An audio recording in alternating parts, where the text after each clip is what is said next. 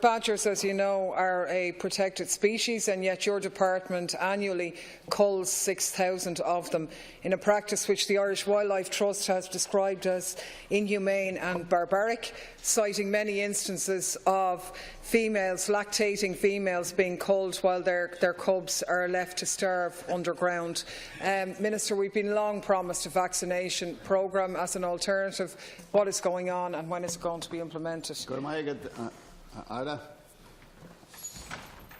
As I mentioned in my response to parliamentary question number 41 on the 27th of October, it is my department's intention to deploy a full badger vaccination strategy as soon as robust scientific evidence becomes available to demonstrate that such a programme is practicable and will deliver an outcome equivalent to the existing wildlife programme. In this context, my department is involved in a range of research activities with a view to processing the development of a vaccination system for badgers. While research has demonstrated that oral vaccination of badgers in a captive environment with the BCG vaccine generates high levels of protective immunity against challenge with bovine TB, field trials are being undertaken by my department to determine whether vaccination is also effective in the field. A vaccine trial in Kilkenny has been completed and results are expected to be published in 2017. In addition, trials are being conducted in 6 separate locations throughout the country involving the vaccination by intramuscular injection of several hundred badgers over 3 to 4 years, with continuous monitoring of the badger population to assess the impact of the vaccine on the incidence of disease in the cattle population. The outcome of these field trials will eventually determine whether the vaccination of badgers delivers an outcome equivalent to the current badger removal strategy. These projects are due to conclude in 2018. It is also the case that there is currently no TB vaccine licensed for anything other than humans in Ireland, and any new preparation for badgers would have to be licensed under the EU medicines legislation. My department is collaborating with UCD and DEFRA in the United Kingdom in carrying out the research needed to prepare a dossier for submission to the licensing authorities in Ireland and the UK for authorisation of a licence for an oral vaccine for badgers. In addition, research is also being carried out both in Ireland and the United Kingdom on a suitable bait delivery methods for an oral vaccine to ensure that when such a vaccine is licensed, an effective delivery method is available. In conclusion, there is no delay in rolling out a vaccination programme. The position is that there is currently no vaccine licence for badgers, and my department is engaged in several research projects with a view to submitting a dossier to the licensing authorities for a licence for an oral vaccine. In addition, my department is conducting trials to determine whether vaccination is as effective as badger culling in reducing the incidence of TB in cattle, and to identify suitable vaccine bait delivery methods. My department is hopeful that this research will be successful and that a vaccination strategy will be a significant element of the National TB Control Programme. I want to stress that our ultimate objective is to incorporate badger vaccination into the TB eradication programme when data are available to ensure that it can be incorporated into the programme in an optimally effective and sustainable manner. Deputy Daly.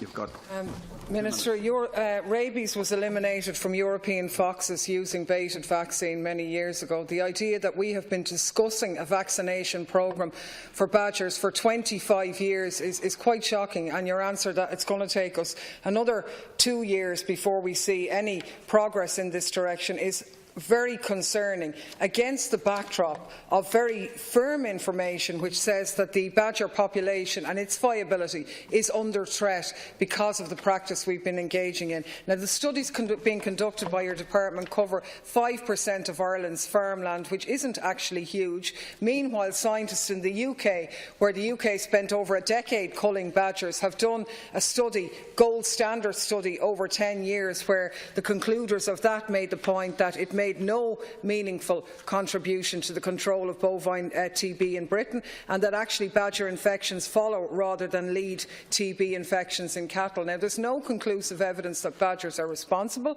If anything, the information is very, very contradictory, and while TB has fallen, it's very much linked to other measures as well, and we need to look at the viability of the badger population as well. So I'm really appealing that we do everything possible to move in a direction where everybody says we need to go. Thank you, Deputy. Minister.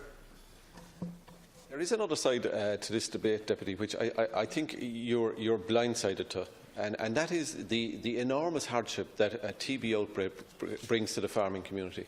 And I know this because I represent those people in my constituency.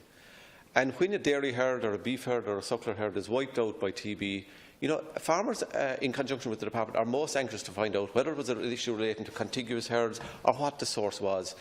And very often, the finger is conclusively pointed at badger sets. And that's why we're not operating in isolation on this. We are working with the UK authorities to find out what is the most effective way to deal with this. And we're cognizant of the legislation that gives badgers protected status.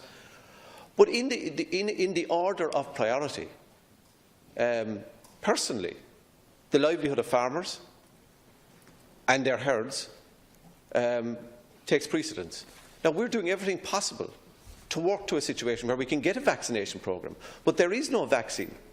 And the evidence which you quoted from, I suspect, is not shared by the UK authorities, that there is no link between badgers and TB. Thank you, in fact, I would think there's considerable evidence to the contrary. Thank you, Minister. Final supplementary, Deputy.